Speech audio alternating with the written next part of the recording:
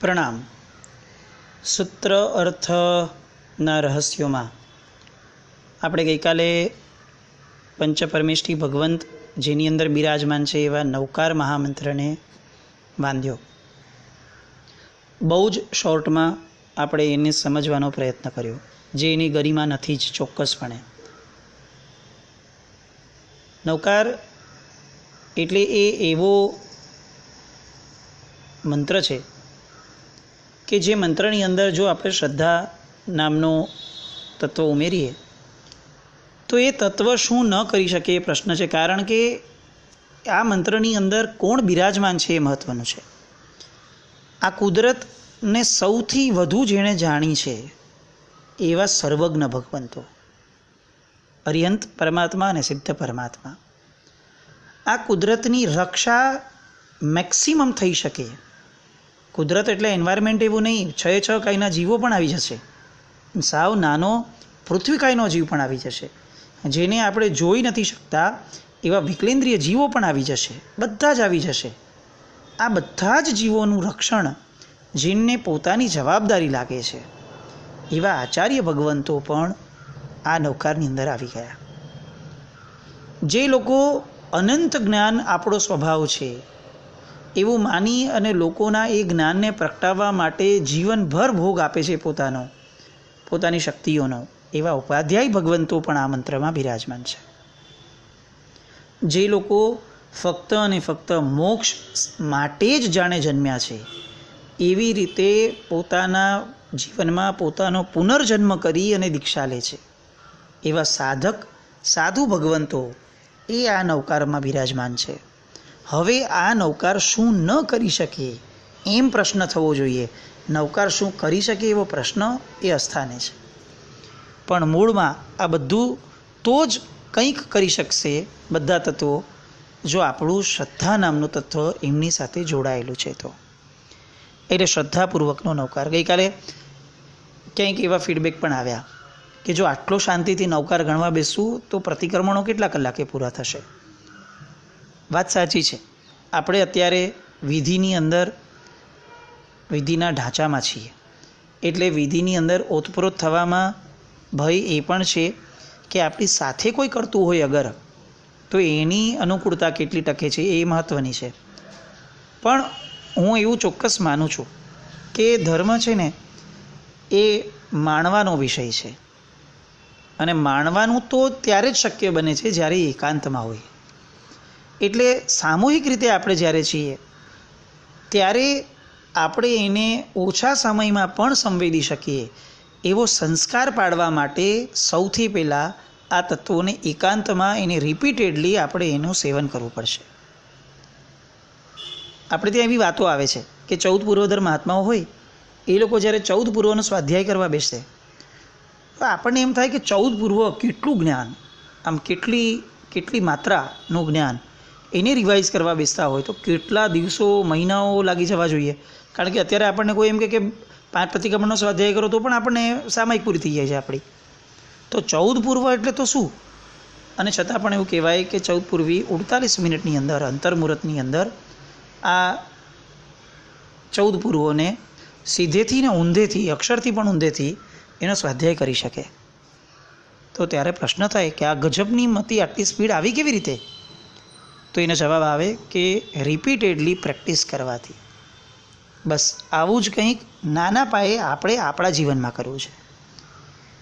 નવકાર ધડાધડ ગણવો પડ્યો, લોકોની હારે હતા એટલે વાંધો નથી, પણ એટલા ધડાધડ ગણાવવાના સમયમાં પણ મારે એવી પ્રેક્ટિસ પાડવી છે કે મારી નજર સામે અરિહંત શબ્દ બોલાય એવા તરત જ અરિહંત દેખાવા જોઈએ. આ પ્રેક્ટિસ પાડવી છે. પન્યાસી ભદ્રંકર વિજયજી મહારાજ, નવકાર બોલીએ અને આ મહાત્માને યાદ ન કરીએ તો એ અયોગ્ય ગણાશે, એવું એક અસ્તિત્વ જે બહુ જ આપણા નજીકના ભૂતકાળમાં થયેલું છે. પન્યાસી મહારાજે એમની આગળ એક ભાઈ આવ્યા કે સાહેબ મને કંઈ આરાધના આપો, યોગ આપો, મારે કરવું છે. સાધક જીવ હતો ઓલરેડી. તો એ કીધું એક કામ કરતો નવકારવાળી ગણ. હી ટુક ઇટ લાઇટલી કે હવે નવકારવાળી તો એમને મેં ગણતા હોઈએ, પણ છતાં પણ એને નવકારવાળી ગણવા કીધી. કેટલીક સામાયિકો પછીથી ગયા કે સાહેબ નવકારવાળી ગણાઈ ગઈ, તો કે એક સામાયિકમાં કેટલી નવકારવાળી ગણી? તો કે સાહેબ 6 નવકારવાળી થઈ. તો કે અચ્છા 6 બાધાભરે નૌકારવાળી થઈ ગઈ. ઓકે, એક કામ કર, આવતીકાલે ફરીથી સામાયિક કરજે અને હવે 5 નૌકારવાળી આખા સામાયિક દરમિયાન થાય એવી રીતે નૌકારવાળી ગણજે. પછી 4, પછી 3, પછી 2, પછી 1 ઉપર લાવ્યા કે આખી 48 મિનિટની સામાયિકમાં ખાલી એક જ નૌકારવાળી ગણાય એવા ધ્યાનપૂર્વક નૌકારવાળી ગણ. એ પછીથી હવે એમણે 108ના અડધા કર્યા, પછી એના અડધા કર્યા. એમ કરતાં કરતાં છેવટે એમણે એમ કીધું કે આખી એક સામાયિકની અંદર એક નૌકાર ગણાય એવી રીતે નૌકાર ગણ. સ્થિતિ એવી આવી કે 3 સામાયિક સળંગ થાય ત્યારે એમનો એક નૌકાર પૂરો થતો હતો. આ મહાત્માની વાત નથી, આ એમના આશરે રહેલા સાધકની વાત છે. નૌકાર આ છે. આપણી માટે 3 સેકન્ડ 4 સેકન્ડ જેટલો સમય માંડ અને કોઈકને 3 સામાયિક ઓછી પડે અને આપણને એની ઈર્ષ્યા ન થાય, એના જ્ઞાનની અંદર ભાગ પડાવવાનો મન ન થાય ને, તો આપણે સમજવું જોઈએ કે આપણામાં ધર્મની ભૂખ જ નથી. કારણ કે આ ધર્મ ભૂખ્યાઓનો ધર્મ છે. જેને જ્ઞાનની પીપાસા નથી, જેને ગુણની પીપાસા નથી, એવા વ્યક્તિ માટે આ ધર્મ એ ફક્ત વ્યવહાર રહેશે. આપણે કંઈ વ્યવહાર માટે થોડી કરીએ છીએ, આપણે ક્યાં કોઈને દેખાડવું છે. નૌકારની એવી આદત પાડીએ, એટલું બધું ચિંતન કરીએ કે જ્યારે એને શોર્ટમાં પણ બોલવાનું આવે ત્યારે પણ આપણી નજર સામે એટલીસ્ટ એ ગુણો આવી અને તરત વયા જાય, પણ ગુણો ઉપસ્થિત તો થાય જ. નમસ્કાર. મહામંત્ર. નવકાર આ શબ્દ જે છે, કાર એટલે ગાડી નહીં, આ ઇંગ્લિશ વર્ડ નથી. કાર એટલે અવાજ. નવ એવા અવાજો કે જે અવાજોના કારણે આ આખા વિશ્વની ઓરાની અંદર, વાયુમંડળની અંદર એક પરિવર્તન આવી શકે છે, એ નવકાર. નવકારનો બીજો પણ એક અર્થ એવી રીતે નીકળી શકે, દર વખતે જે નવો અવાજ આપે, અંદર નવો અવાજ પ્રગટાવે. નવ એટલે નવું, એટલે એ વ્યાખ્યાને પણ આપણે નવકાર ગણી શકશું કે જે દર વખતે કંઈક ને કંઈક નવું આપણને આપે એવો અવાજ, એ નવકાર. જે દર વખતે આપણી અંદર નવનિર્માણ કરે એ નવકાર. જે દર વખતે આપણને સાવ નવો બનાવે એ નવકાર. હજી 2 મિનિટ પહેલાં કોઈએ આપણને ક્રોધ કરતા જોયા હતા અને આપણને એમ થયું કે નહીં, મારે ક્રોધ નથી કરવો, ક્રોધને રોકો કેવી રીતે, ચાલો નવકાર ગણી લો. અને નવકાર ગણ્યો અને 2 જ મિનિટ પછી કોઈ તરત આપણું નવું સ્વરૂપ જોઈ શકે, એટલું બધું નવનિર્માણ આપણું કરી દે એ નવકાર. ક્યાંક નબળો વિચાર ચાલતો હતો અને એમાંથી અટકવાનું આપણને મન થયું કે ચાલું આ સિરીઝ અટકતી જ નથી, મને સંકલેશો થાય છે, અને આપણે નવકાર ગણીએ અને તરત જ વિચારો એવા પલટાઈ જાય કે જાણે નબળા વિચારો ક્યારે હતા જ નહીં, એ નવકાર. આવો એક નવકાર આપણા જીવનમાં આવે. અલગ અલગ પદો અલગ અલગ રીતે આપણા જીવનની અંદર આપણને અસર કરે છે, જો આપણે એ અસરને ઝીલવા માટે તૈયાર છીએ તો. આવો આ નમસ્કાર મહામંત્ર સાથે જ નવપદજીનું પણ વિચાર કરી લઈએ. આ 5 પદો જે કોમનલી આવે છે, એ સિદ્ધચક્ર મહાયંત્રની અંદર જે 9 પદ છે, એમાં પહેલાં 5 પદો આ સેમ આવે છે. નમો અરિયંતાણમ, નમો સિદ્ધાણમ, નમો આયર્યાણમ, નમો વજ્જાણમ, નમો લે સવ્વસાવણમ. એ પછીથી 4 પદો બદલાય છે નવપદજીમાં. નમો દંસણસ્સ, નમો નાણસ્સ, નમો ચારિત્તસ્સ, નમો તવસ્સ. આ 4 પદો કેમ અલગ નવપદજીમાં, કેમ ઓલાને નવકારને રાખ્યું? કારણ કે આ 5ને પામવું કેવી રીતે? હવે એ તો કયો, ઓલામાં સ્તુતિ છે નવકારમાં, કે આ 5ની સ્તુતિ ગાય કે આ 5ને કરેલા નમસ્કાર કેવા ગજબ છે, કેવું માંગલિક છે. પણ હવે આ 5ને પામવું કેવી રીતે, તો એનો માર્ગ આપવા માટે નવપદજીનો ક્રમ મૂક્યો કે નમો દંસણસ્સ, નમો નાણસ્સ, નમો ચારિત્તસ્સ, નમો તવસ્સ. એટલે કે સમ્યક દર્શન, સમ્યક જ્ઞાન, સમ્યક ચારિત્ર અને સમ્યક તપ, આ 4 દ્વારા આ 5 પદો ઉપર બિરાજમાન થઈ શકાય અને છેવટના જે 2 પદ છે લક્ષ્ય સમા, અરિહંત અને સિદ્ધ, એની અંદર ક્યાંક ને ક્યાંક આપણે સેટ થઈ શકીએ. એટલે આ નવપદજીનું પણ સ્મરણ થવું જરૂરી છે. સમ્યક દર્શન, જ્ઞાન, ચારિત્ર અને તપની વ્યાખ્યામાં બહુ ઊંડાણમાં જશું તો પાછો સમય ઘણો જશે. પણ આ નવપદજીની અંદર સમગ્ર વિશ્વનું શુભ જે છે એ બધું જ આવી જાય છે. એવી એક પણ શુભ ક્રિયા કોઈ પણ ધર્મની નથી કે જે દર્શન, જ્ઞાન, ચારિત્ર રૂપ 4 પદોમાં નથી આવતી. એટલે એવા નવપદજીને પણ સતત સ્મરણમાં રાખવું એ આપણું કર્તવ્ય છે. હવે કેટલીક નવકારને લગતી સામાન્ય વાતો. આપણે ત્યાં નમો અરિયંતાણમ શબ્દ છે. નમો એ નમસ્કારનો ભાવ છે. દિગંબર સંપ્રદાયની આમનઈમાં કેટલીક જગ્યાઓએ નમોની જગ્યાએ અણમો અણ શબ્દ આવે છે. અણમો અરિયંતાણમ એટલે શું? તો કે જે નાશ કરે તે નમો. નની જગ્યાએ અણ થાય. અણ શબ્દ એ નાશનું પ્રતીક છે. એટલે કર્મોના નાશ માટે જ્યારે આપણે નવકાર ગણવાની ભાવના થતી હોય ત્યારે એ લોકો અણમો અરિયંતાણમના પદની વાત કરે છે.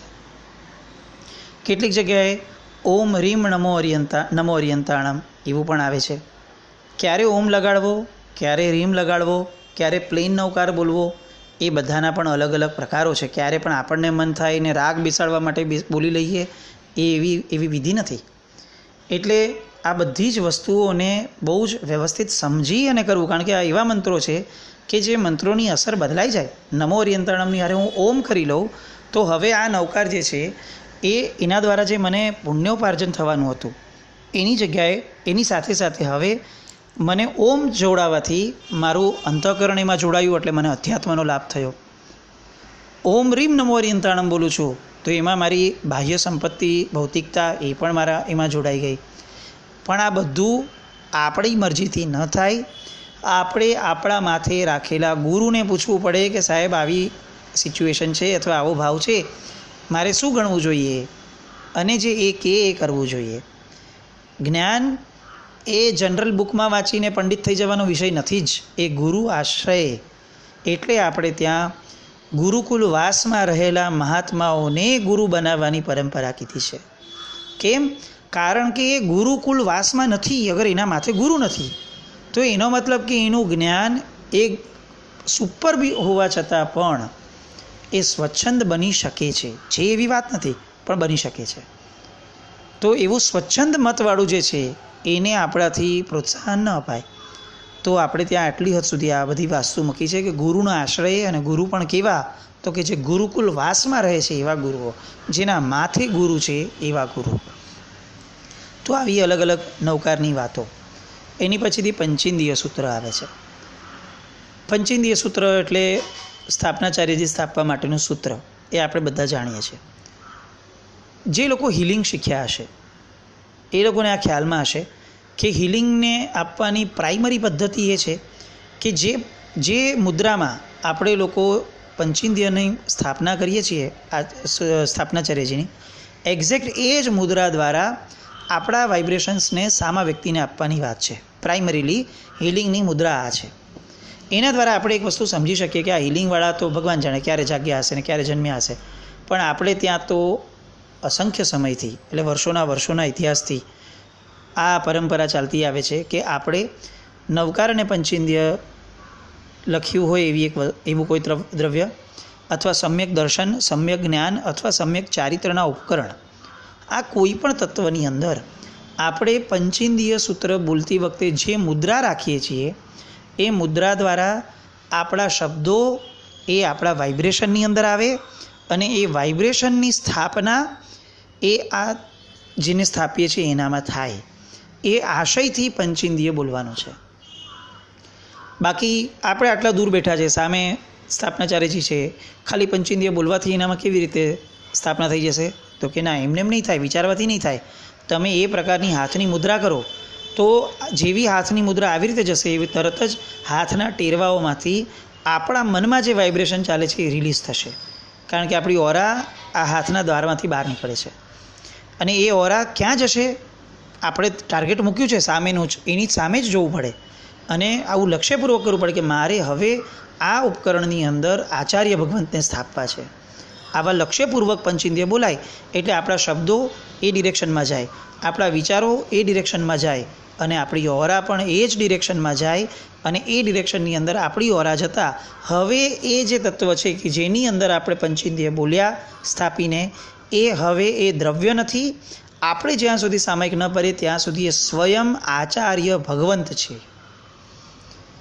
સ્થાપનાચાર્યજી તરફ પગ ન રખાય, સ્થાપનાચાર્યજીને આપણું થૂક લાગે એટલા નજીક ન રખાય, સ્થાપનાચાર્યજી આપણા નાભીના લેવલથી ઊંચા રખાય. આટલું બધું બહુમાન કેમ? કારણ કે સ્થાપનાચાર્યજી નથી, એ આચાર્ય ભગવંત છે. અને સ્વયં આચાર્ય જો સામે બેઠા હોય તો જેટલો રિસ્પેક્ટ અપાય એટલો રિસ્પેક્ટ આપવો પડે. આચાર્ય ભગવંત બેઠા હોય તો આપણે ગોસિપ ન કરીએ. આચાર્ય ભગવંત બેઠા હોય તો આપણે કોઈની હારે કોઈ સંસારિક કામ કે જેમાં હિંસાચાર સમાયેલો છે એ આપણે ક્યારેય ન કરી શકીએ. આચાર્ય ભગવંત બેઠા છે તો આપણે વસ્ત્રનું પરિવર્તન ન કરી શકીએ એમની સામે. આવા કેટલા બધા નિયમો, આવી કેટલી બધી એમના પ્રત્યેની બહુમાનની ધારા એ આ જોડાયેલી છે આચાર્ય ભગવંત સાથે. તો એઝ ઇટ ઇઝ બહુમાન સ્થાપનાચાર્યજીની સામે પણ હોય. એને ધડાધડ ઉપાડી લઈએ ને મૂકી દઈએ અને પછીથી એને ક્યાંય પણ મૂકી દઈએ ન ચાલે. આપણે ત્યાં એક બહુ સરસ વાત આવે છે. આપણા બેસવાને ઉઠવા માટે કટાસણા નામનો તત્વ આપણે વાપરવાનું કીધું. સહેજે આપણે એની પર ઊભા રહીએ છીએ એટલે પગ તો લાગવાના જ છે, બેસીએ છીએ એટલે પગ તો લાગવાના જ છે. અને છતાં પણ એક મહાત્માએ બહુ સરસ રીતે મૂક્યું છે કે કટાસણાની બાબતમાં એવું લખાય છે કે કટાસણાને પગ ન લગાડવો. હવે આશ્ચર્ય થાય કે કટાસણાને જો પગ નહીં લગાડીએ તો ઊભા કોની પર રહેશું?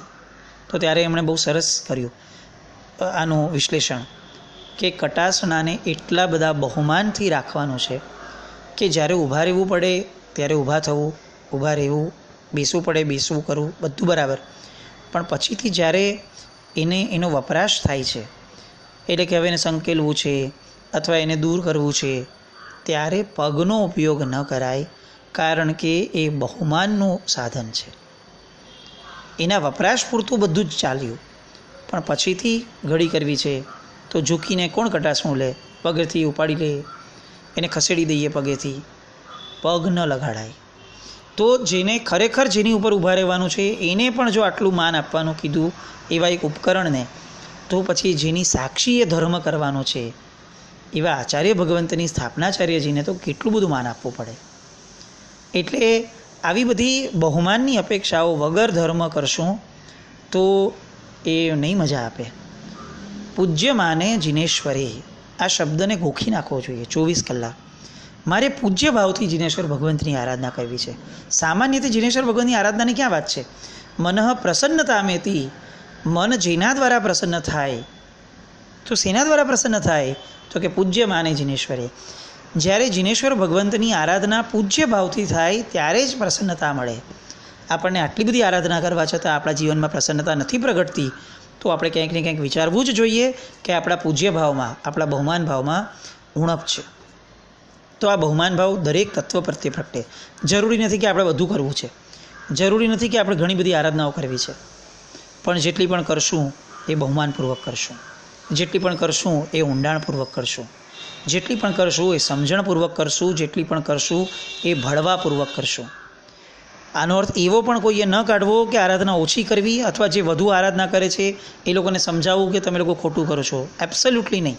સૂત્ર અર્થ રહસ્યની અહીંયા જેટલી પણ વાતો આપણે કરીએ છીએ આ બધું આપણી ઉપર એપ્લિકેબલ કરવા માટે છે, બીજા ઉપર એપ્લિકેબલ કરવા માટે નથી જ. કારણ કે બીજો આ ભાવથી નથી કરતો તો એ ઉતરતો છે, હું કરું છું તો ઉત્કૃષ્ટ છે, આવી કોઈ વાતો જ નથી આવતી. પરમાત્માના શાસનની અંદર આરાધનામાં કમ્પેરિઝન નામનું તત્વ જ નથી. તમે એવી રીતે કેવી રીતે કરી શકશો કે આ હું કરું છું એ ઉત્કૃષ્ટ છે અને તું કરે છે એ નીચલું છે? આ ક્યાંથી લાવ્યા? એના મનના ભાવ આપણને ક્યાં ખબર છે? એની મનની પરિણતિ, એનો પક્ષપાત આપણને ક્યાં ખબર છે?